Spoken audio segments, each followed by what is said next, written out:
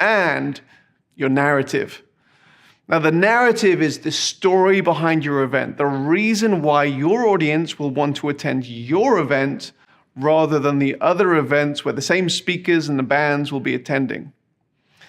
Discovering your narrative is typically a process which begins with discovering your why in hosting the event and the why your attendees have for attending.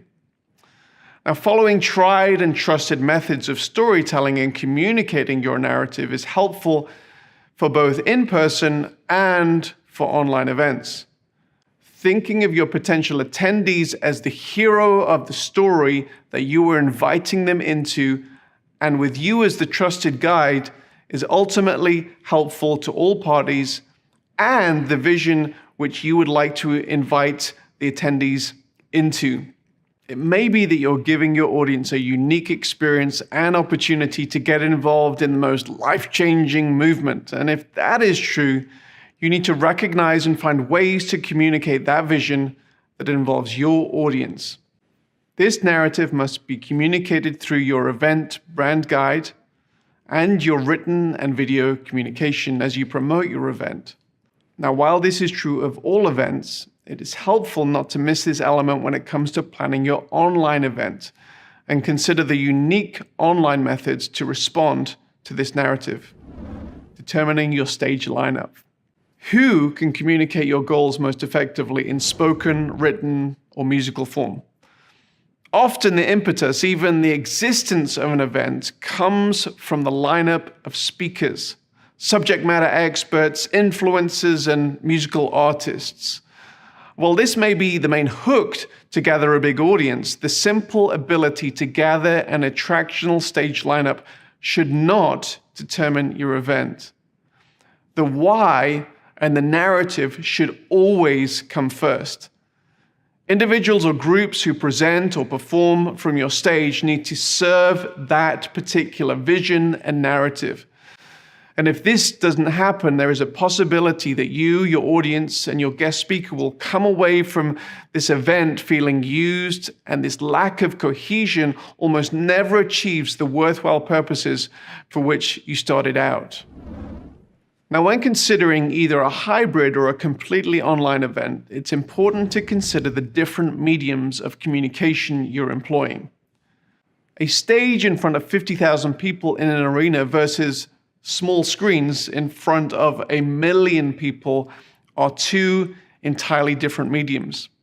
Although the latter is reaching a much bigger audience, a small screen is always a much more intimate medium and requires an approach where the audience is being addressed in a more direct, one-on-one manner, much like I'm doing now.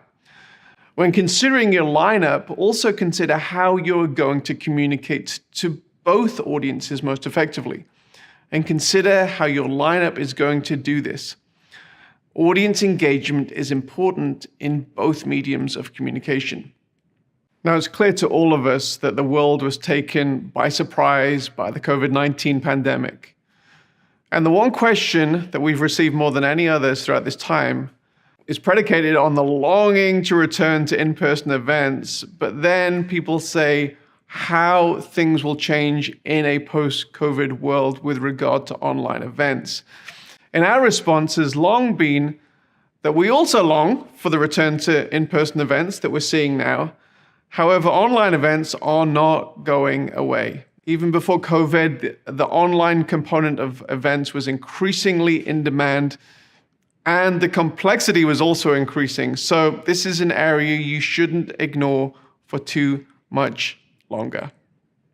So that's pretty much all there is for this section. So let's go through our checklist.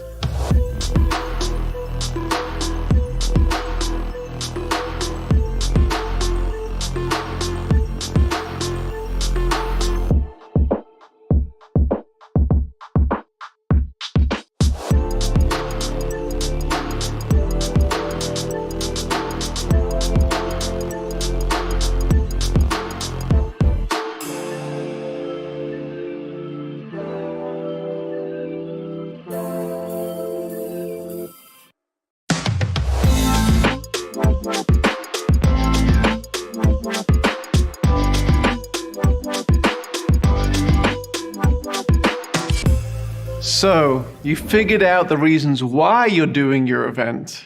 The next thing you need to figure out is how to communicate what you're doing to your intended audience to ensure the right people are at your event.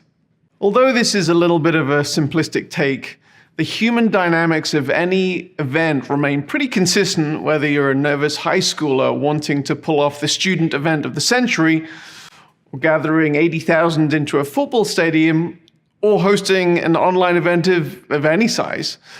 It really is true if you get that school quarterback and cheerleader and their buddies, people start paying attention no matter what demographic you're trying to reach. The quarterback may be different for different audiences, and you may have to be ready to communicate these nuances in language that your particular audience understands and connects with.